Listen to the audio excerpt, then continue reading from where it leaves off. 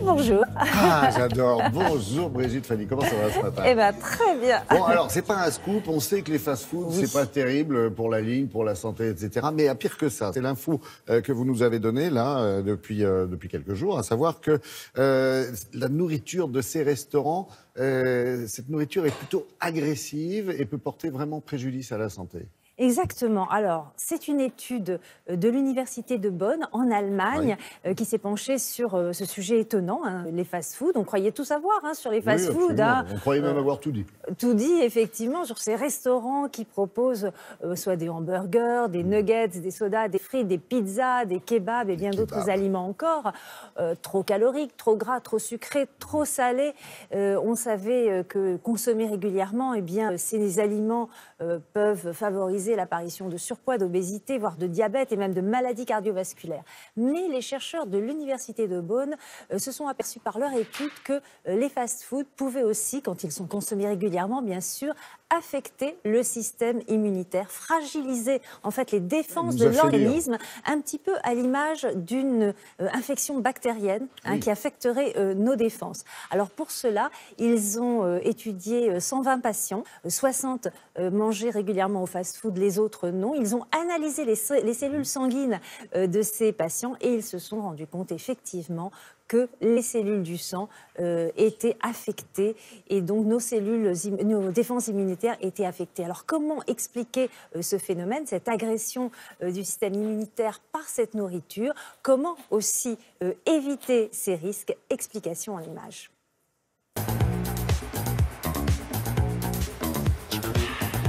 Les fast-foods, on doit comprendre les hamburgers, les nuggets, les kebabs et les pizzas peuvent entraîner un certain nombre de perturbations, notamment sur l'immunité. Le grand intérêt de cette étude est de montrer que finalement, quand on a une alimentation de ce type-là de façon régulière, on a une véritable agression du corps.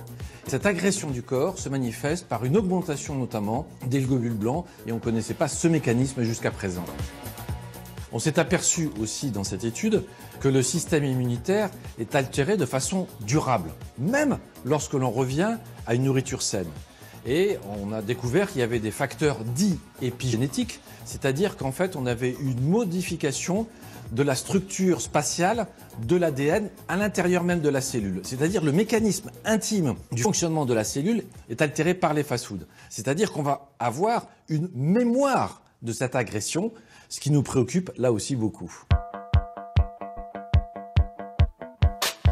Cette fragilisation immunitaire a des conséquences puisque finalement on a un état inflammatoire lorsqu'on consomme des fast-foods qui altèrent de nombreux organes.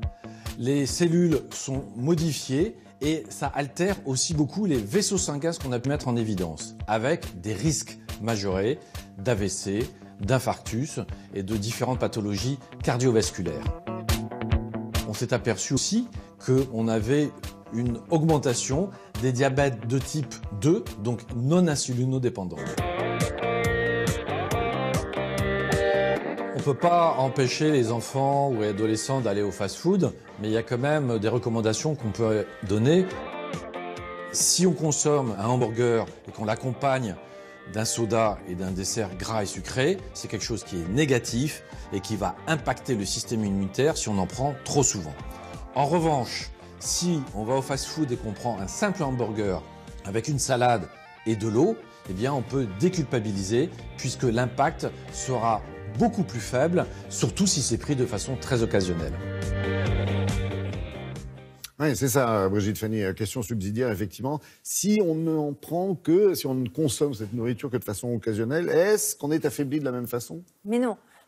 Tout est une question de dose, c'est la dose qui fait le poison, comme on dit. Donc, une fois de temps en temps, vous allez au fast-food une fois tous les 2 mois, en étant assez raisonnable, il n'y a pas de problème. Ce qu'il faut quand même retenir de cette étude, c'est que quand on consomme régulièrement ce style de nourriture, l'impact sur le système immunitaire est durable, même si après on revient à une alimentation plus équilibré. Rapidement affaibli avec ce type de... Effectivement. Ouais. Donc, il faut quand même faire attention. Faire attention aussi quand on fait finalement le fast-food à domicile. Oui, mais là, justement, on peut l'améliorer. Là, on peut l'améliorer. Il faut faire attention quand on achète, surgelé ou pas, d'ailleurs, des plats préparés comme les hamburgers, les kebabs, les frites, etc. Bien regarder la composition des aliments pour ne pas être aussi faire le fast-food chez soi avec trop de nourriture, trop grasse, trop salée, trop sucrée, trop calorique. Et puis, si vous voulez en savoir un petit peu plus sur ce sujet, je vous conseille le livre du docteur Laurent Chevalier, L'indulgence dans l'assiette, aux éditions Fayard. Merci beaucoup. Voilà, mieux vaut prévenir que guérir. Effectivement, c'est gentil. Bonne journée, Brigitte Fanny Cohen. Place à l'actualité automobile, parce que vous le savez,